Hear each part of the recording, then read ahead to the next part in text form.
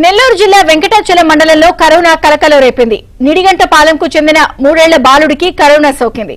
ఇటీవల పుదుచ్చేరి వెళ్లి వచ్చిన బాలుడికి టెస్టులు చేయించుకోవడం కోవిడ్ నిర్ధారణ అయింది. దీంతో వైద్య శాఖ అప్రమత్తమైంది. నిడిగంటపాలెంలో బాలుడి బంధువులు చుట్టుపక్కల వారికి పరీక్షలు చేయించారు.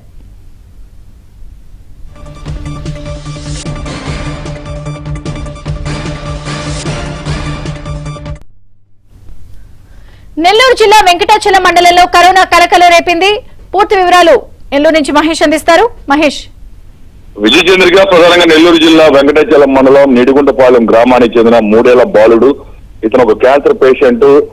రెగ్యులర్ గా పుదుచ్చేరికి వెళ్లి ట్రీట్మెంట్ తీసుకుంటూ ఉంటాడు. ఈ క్రమంలో రెగ్యులర్ ట్రీట్మెంట్ లో భాగంగా పుదుచ్చేరికి తీసుకుని వెళ్లడం జరిగింది తల్లిదండ్రులు.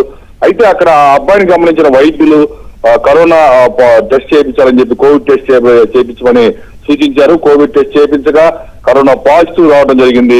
దాంతో ఒక్కసారిగా వాళ్ళు అవాక్కయ్యారు. ప్రస్తుతం అయితే ఆ బాలుడిని పుదుచ్చేరి ఆసుపత్రిలోనే ఉంచి వైద్యం అందిస్తూ ఉన్నారు. ఈ విషయాన్ని వెంటనే జిల్లా అధికారులు చెప్పారు. జిల్లా వైద్య శాఖ అప్రమత్తమైంది.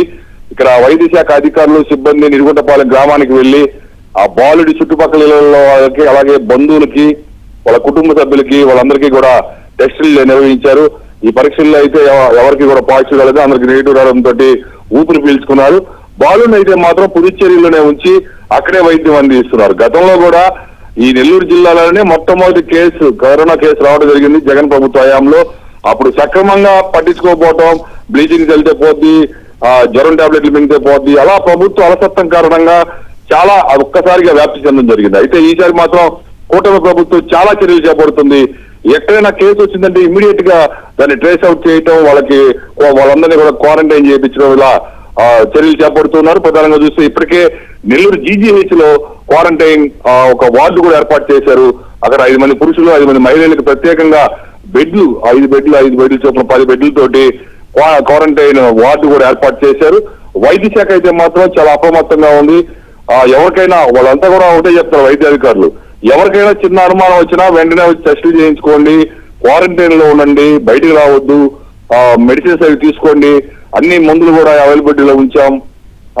క్వారంటైన్ వార్డు దగ్గర అయితే వైద్యులు, సిబ్బంది, ఆక్సిజన్ ఇవన్నీ కూడా అందుబాటులో ఉంచామని చెప్తున్నారు.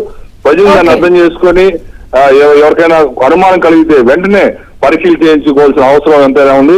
ప్రస్తుతం బాలుడు అయితే పుదుచ్చేరిలోనే ఉంటూ అక్కడే చికిత్స పొందుతున్నాడు. ఇబ్బంది ఏం లేదని చెప్పి వైద్యులు చెప్తూ ఉన్నారు. విజయచంద్ర గారు. Okay Mahesh, thank you.